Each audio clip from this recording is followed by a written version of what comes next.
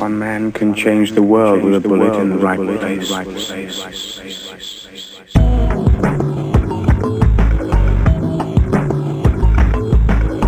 Welcome back to the podcast. We are known as New to Pew, the famous interracial bromance on the internet. My name is Max Fallis. Give it up for me, goddammit, as I walk down the long hallways of firearms ownership. But no, I'm not alone. Who the fuck is that guy? That, my friend, is the BBR Bag man. Sir, how are you on this fine evening? I am so happy to be here. This is going to be a good episode because we got a bunch of things for people to buy, and I know people like buying things this time of year. So I think this will make people happy. Okay. Well, the title for this episode, ladies and gentlemen, is Tools of the Trade. Now, this may not be your average hammer and the screwdriver set. No, these may be specialized tools that have a very particular set of skills. Help you maintain and build your firearms? Sure.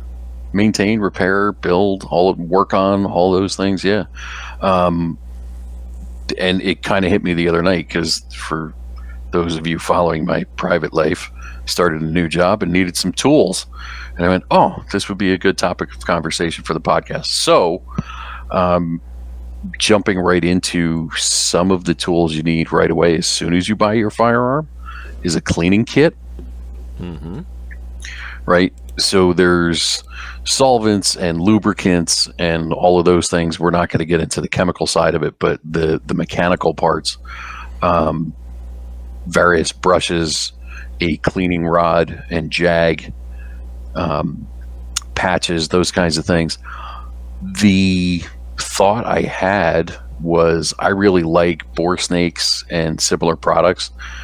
I believe I set you up with one of those too at one point. Yeah. For cleaning your AR. Yeah. So and again, for the folks that are new, it's basically a tapered rope with a brass end, and then the brush that you would use for cleaning the bore is built into this rope. So instead of making 50 passes with a patch and a little short brush, you make one pass with this thing, and it does a really good job of cleaning everything out. So what you need to know about that is that has to be cleaned as well from time to time. Otherwise, you're just running the same crud through your bore. The other thing is that does not negate the need for cleaning rods. You still need cleaning rods because those are going to help do other things. In addition to cleaning, they can also be used to knock out a stuck case. So if you fire around and the case doesn't eject, it stays in the chamber for whatever reason, you can use that cleaning rod to knock that out. So that's an important tool. Are we thinking like large Q-tip? Was that ramrod? Yeah. What'd you call me? How dare you? Okay, yeah, I got you. So that's going to go in through, like if the case is stuck, that's going to go in through the muzzle end and knock it backwards out the back of the chamber. So you can't do that with a bore snake, right? It's flexible. It's not going to do that. Same thing with Otis makes a pull-through cleaning cable that works the same way as a bore snake, but it's a cable that has the brushes and the jag and everything that attaches to the end of it instead of using a traditional cleaning rod. But that rod still has its place. So when you're getting your cleaning kit, make sure you get one of those too, because you may need that for, like I said, for troubleshooting. The next thing up would be a good cleaning mat. So something to put your stuff on while you're working on the guns to keep one from damaging. If you're doing this at the kitchen table, you don't want to damage the kitchen table. It also helps catch some of the lead that comes out.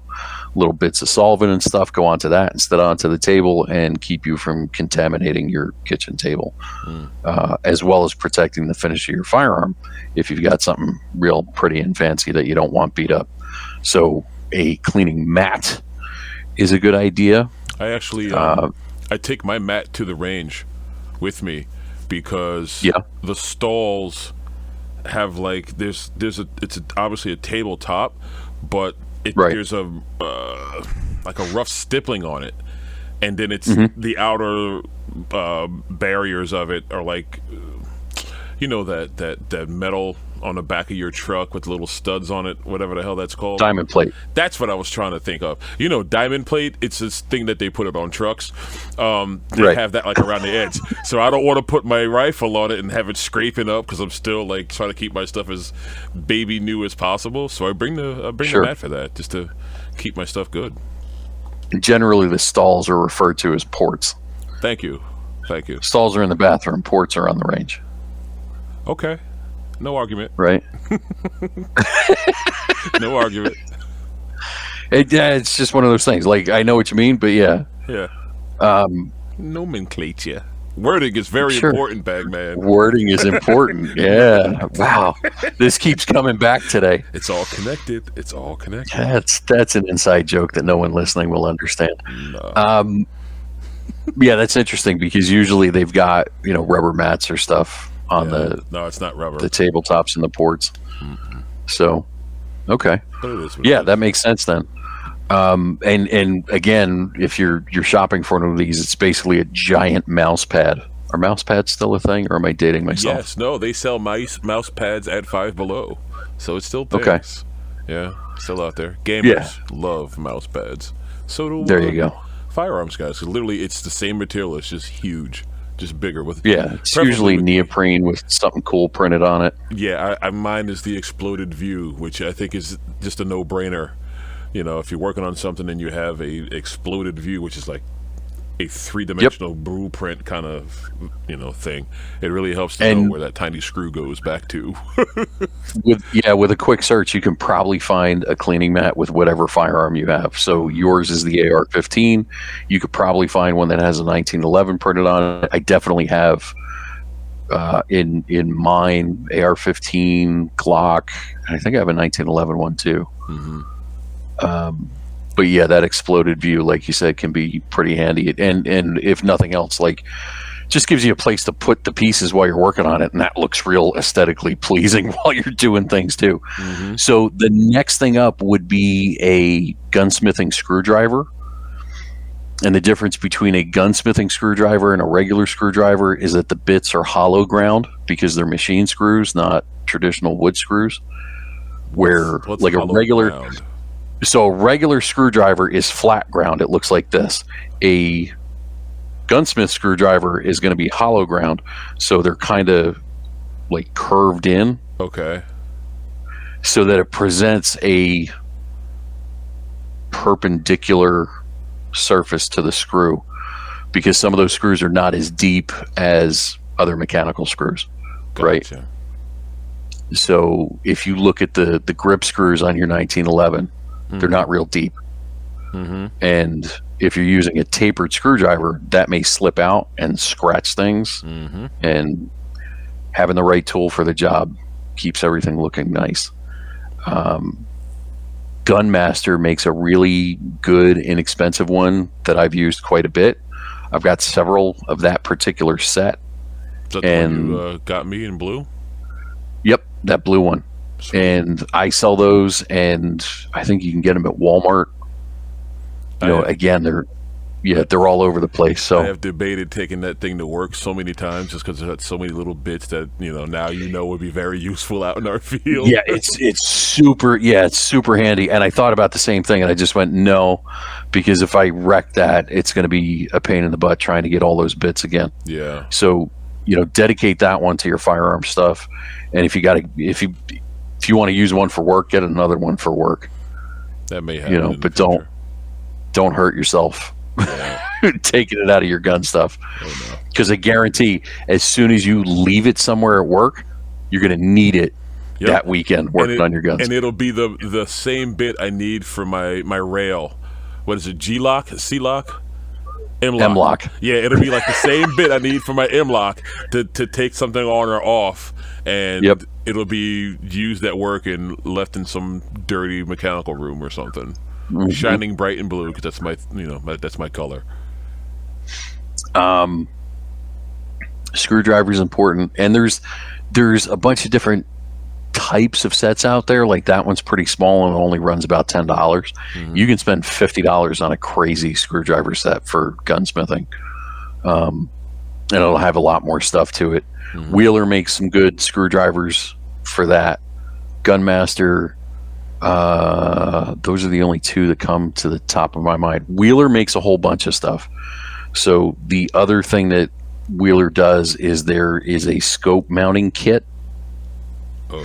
So if you're adding a traditional optic with scope rings, you can lap the rings, and they make a ring lapping set so that when you install those rings, you've got these metal rods that go in there, and you can polish the inside surface of those so everything is really flush and parallel, and you get the best surface for your optic.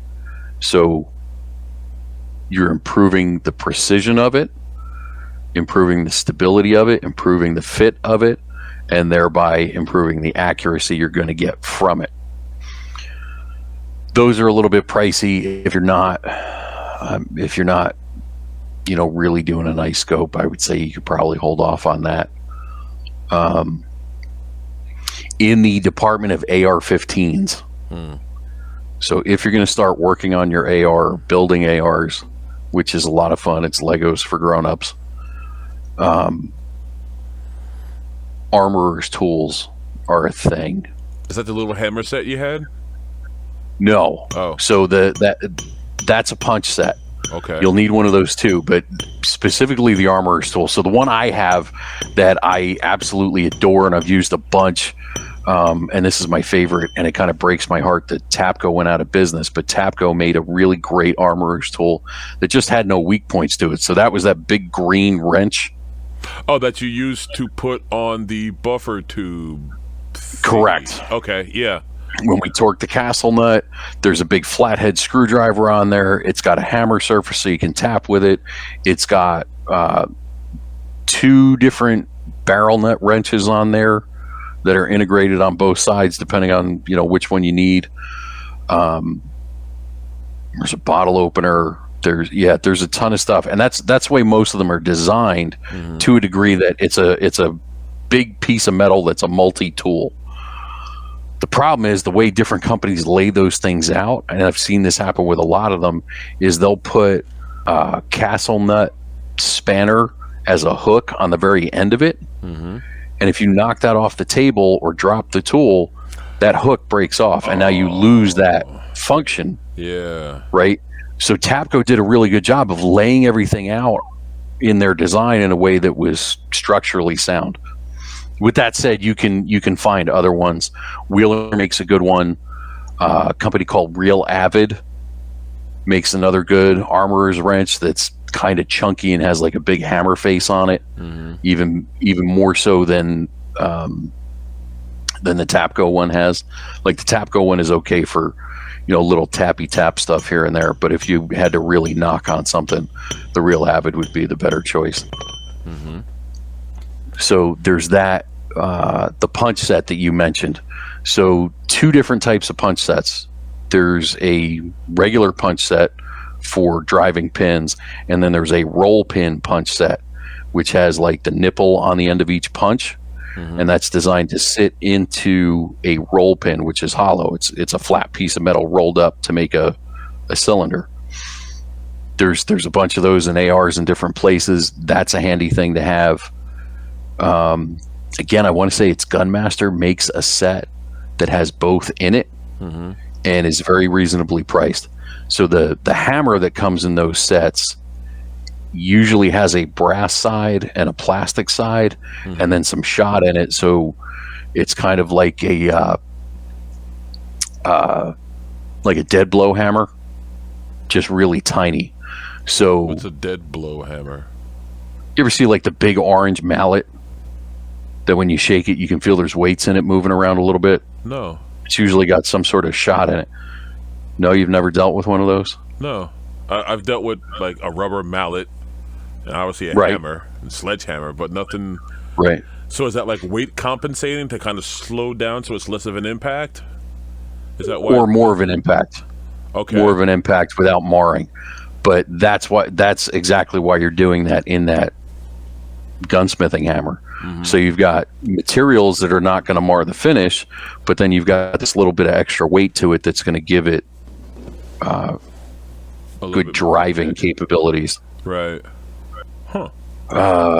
You'll need, when you're looking at those punch sets, you want to make sure you have probably some sort of steel, brass, and there's probably going to be a couple of plastic punches in there that have different applications. We can do that on a different episode, but you want to make sure you get all of those, and then your roll pin punches should be steel.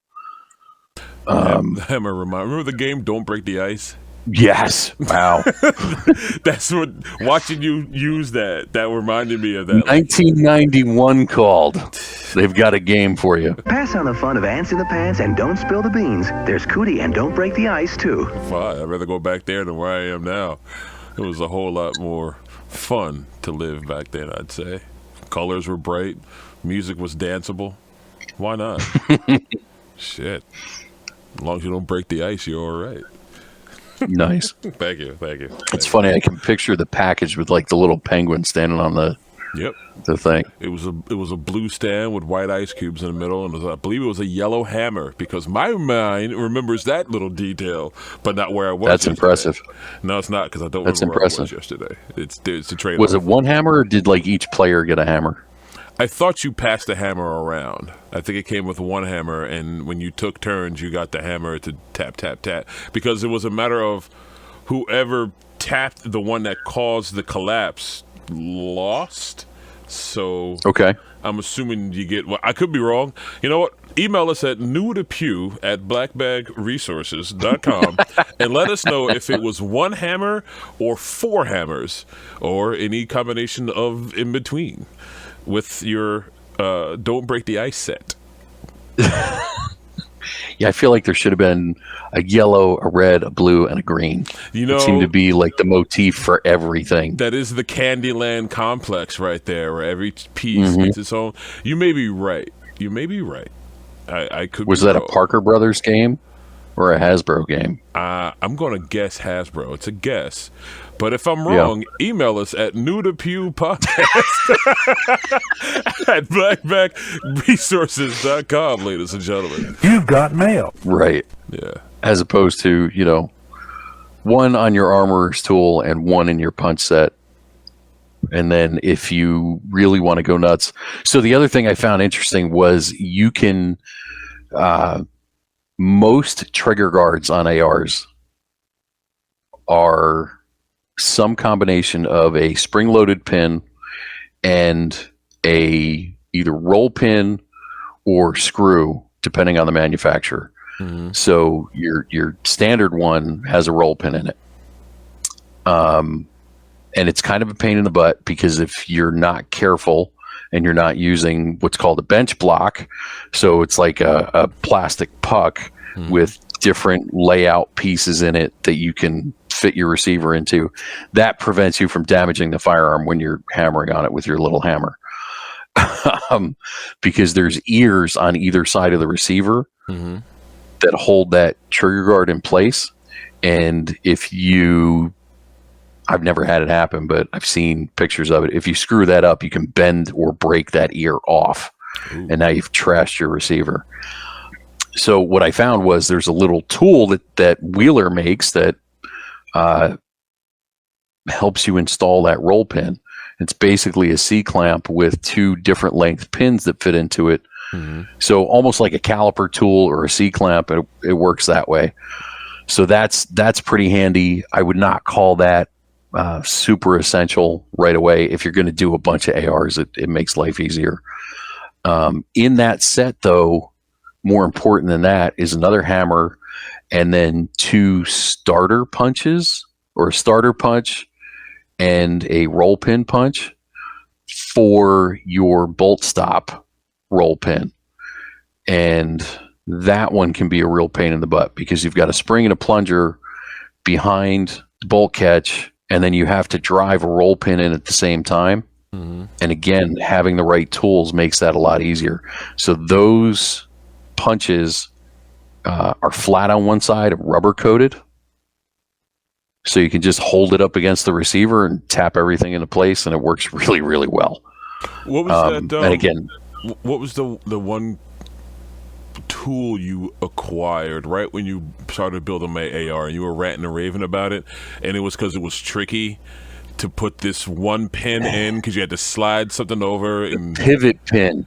Okay, so this is one, and again, I want to say it's like $15, but if you're building an AR, it's money well spent, because you have a takedown pin and a pivot pin, and those are the two pins that are in your receiver. Yes, right, that attach the upper receiver to the lower receiver. Right, mine are blue. The little blue yours are blue because that's awesome. Yep. Right. Okay. So that's the one at the rear is the takedown pin. The one at the front is the pivot pin, because when you take the takedown pin out, the upper receiver pivots. Yep. Okay. Right. Installing the spring and detent for the takedown pin is easy because that's done from the rear of the receiver and then covered by the rear end plate, held in place with the buffer tube and castle nut and all that. That one's easy, right? Most people don't screw that one up. The front pivot pin has a spring and detent that go into a channel and are often launched into the atmosphere and lost forever. It is by far the single most challenging and easily lost part in assembling your lower on an AR.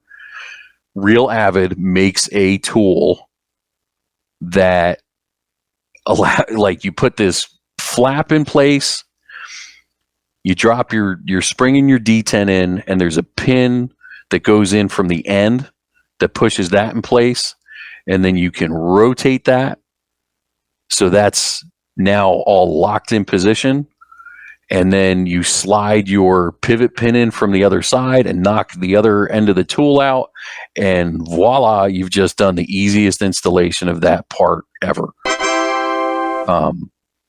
I've seen people do tricks with like razor blades, and on a couple that I did for myself, I would like trim the spring so it would hold together a little bit easier. Just, yeah, there's a bunch of different tricks out there, but that tool just makes the whole thing so much easier. What tension is the spring putting on, since, at least looking at it from the outside, the pin's going across side view of the AR, and you hinge this way. So what is the spring giving you tension for if you're riding? I'm thinking of it like riding a shaft back and forth. So think about you're in front of the AR, right? This is the receiver and this is the pin. The pin moves this way. Yep. Right? Yep. Your pivot pin moves this way. This locks it all together. This allows you to remove your upper receiver. There's a channel in the back side of this. Okay. With two dimples. Behind that are the spring and detent that hold that pin in position. Okay. So that's why it clicks into place. So click is the spring and detent holding it here, and then I push it, and it clicks again. If I'm holding it, the front one, not the rear one you're talking about? Correct. Okay, because so if you look at this right, if you look at the side of your receiver, you'll see like this long bubble. Okay. In the metal, there's a little hole. Right. Inside that hole is a spring that's going this way, a detent in front of it, and your pin is here. So that pushes up against the pin to hold that pin in position. Okay. Because if there was no tension on that, it would just slide out, and then your gun would come apart. Okay. Yeah, I've never taken that one out. I've only popped the back one off to change my bolt. And I'm just riding. Change your bolt. Yeah, I was thinking you can clean everything out that way. You don't really have to take it off if you don't want to. Yeah. Gotcha. Yeah. Okay. I'll have to draw you some pictures. There was a video back during the protests to riots, and I'm sure you've probably seen it.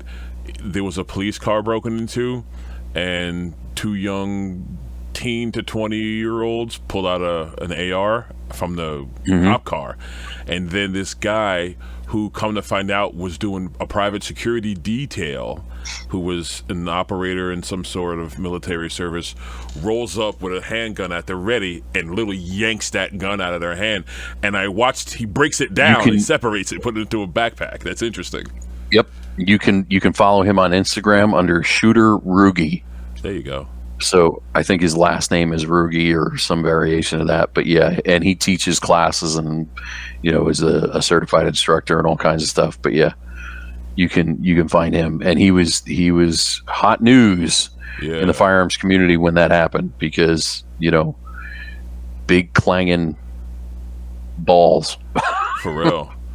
Him, and then there's the other guy that stopped a gas station convenience store robbery, who was also in the military. He's like, it's like slippers and sandals, and the guy comes in behind him with a gun, and he just lunged after him and subdued the guy. And I think the guy ran out, but you never know when shit's about to pop off. You got to be ready. But it was interesting to tie this rant up. It was interesting to watch him so quickly take off both those pins and break that thing down.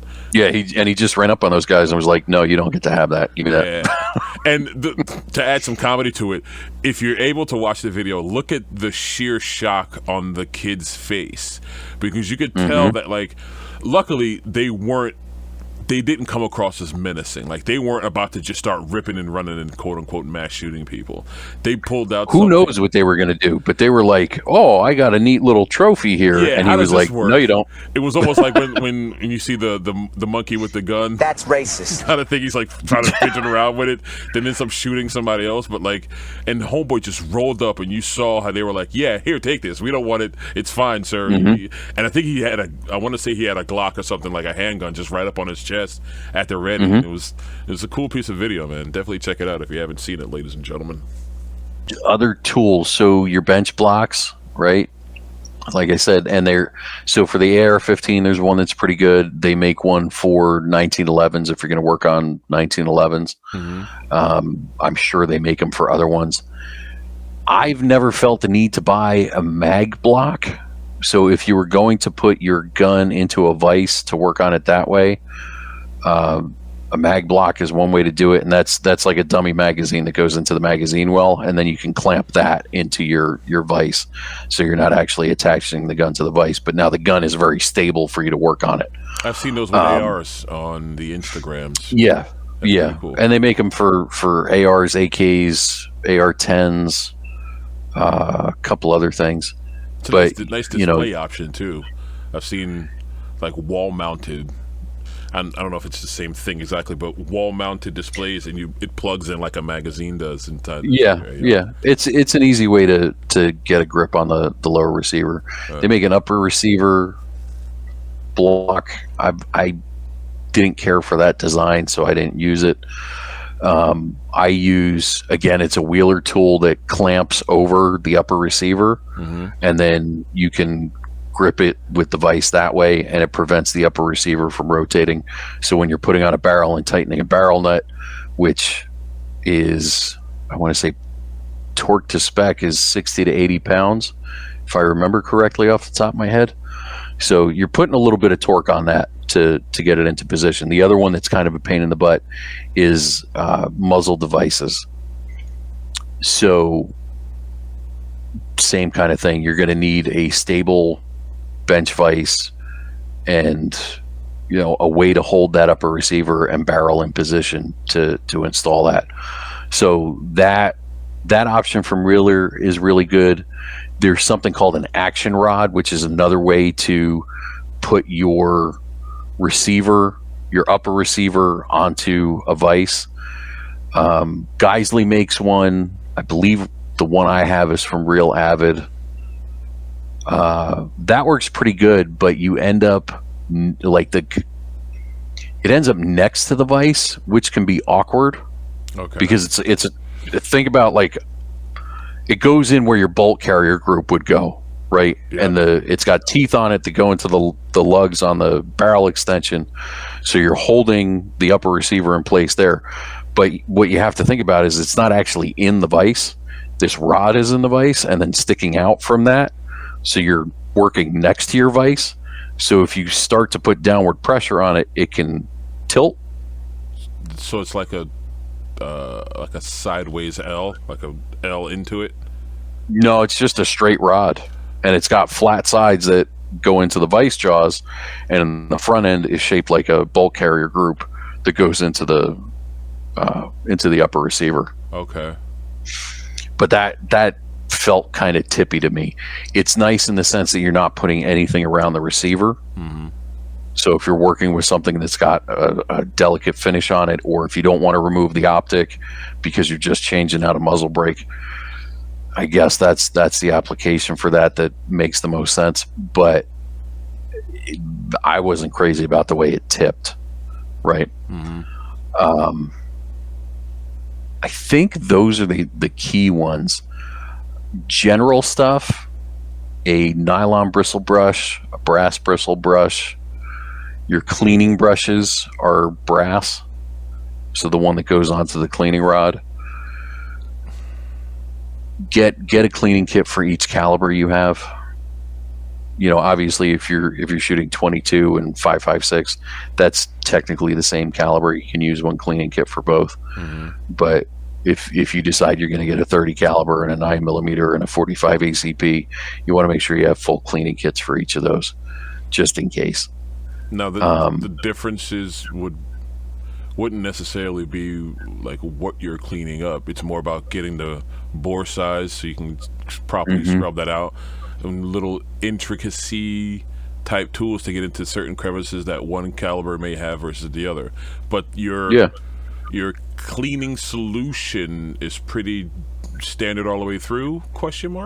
No, all right, here's my secret, right? I want to develop a gun lube and call it snake oil. Okay. Because there are so many gun lubes out there, and so many of them are just nonsense, and everybody claims to be the best. And everybody claims that theirs does something that nobody else's does, and everybody claims that some special forces, Space Force frog seal space shuttle door gunner uses their stuff exclusively, and that's why it's the best. Like, there's just all this nonsense out there. So yeah, I want to make a BS gun lube that, you know, works fine, but then make all the ridiculous claims and just call it snake oil, because I feel like that's what people are really selling at this point. So there's a bunch of different solvents out there that are designed to remove different things you will find in your bore depending on what type of firearm you're shooting, right? So shotgunners that are using plastic hulls can accumulate plastic in their chambers, right? Yeah. They'll use a solvent that'll remove that. There's a special solvent for removing lead. There's a special solvent for removing brass or copper. And some of these things are like really nasty, like really smelly, really bad for you. You don't want to get them on your skin, stuff like that. So nitrile gloves or latex gloves, if you're not allergic to latex, whatever. But you got to make sure that stuff's not going to react with those chemicals too. So it's the chemicals you can have. We could do an entire episode just on the chemicals. Wow. Which is why I kind of glossed over it earlier. But yeah, there's a lot to cleaning stuff and lubricating stuff that if you want to go down the rabbit hole, you can chase that as far as you want to go. Generally, a 3-in-1 or a CLP is okay, but if you're shooting regularly, you should probably get a real solvent and really do a deep clean on that gun at least once a year. As far as brands, like there's a CLP brand, which is cleaner lubricant and protectant, and that's kind of the military standard. Ballistol is another good one. Hoppies is ubiquitous. Otis makes some stuff. Tetragun is based right in New Jersey. I've used their stuff quite a bit. They've got a bunch of good products that I really like. I like the name. Tetragun. Yeah. Sounds like an anime. Well, they have a bike division too, so I think there's Tetra Bike and Tetragun. Oh shit! Okay. And I believe they make stuff for fishing too. Ooh, Tetra fish. I think you got a Tetra shark. Tetra shark. Well, there's a fish called a tetra too, so it could just be tetra. Oh yeah, maybe. I have no idea. It's all connected, ladies and gentlemen. Not my department. Yeah. So there's a ton of cool stuff there. Looking in your tool bag, is there a sponsor in there, sir? Yeah, so our sponsor this week is Pete and Pedro for all the fine grooming products a man could possibly need. We're going to put a link in the show notes, and coupon code BlackBag10 will get you 10% off store-wide. So whether it's hair care products, stuff for your beard, deodorant, they make a bunch of great stuff that is all paraben-free and natural and good for you. Santa approved. If you were listening to Santa prior. Santa approved. Yeah, and if you're looking to get a little more romance from your wife, I would strongly recommend their fragrances. So that's it for this episode. Be sure to check out the sponsors we mentioned earlier. If you want to join the conversation, you can email us at new2pew@blackbagresources.com. You can check out the website, blackbagresources.com. And if you really want to go deep, you can check out the Black Bag Resources Network and become a part of the community. Thanks for listening.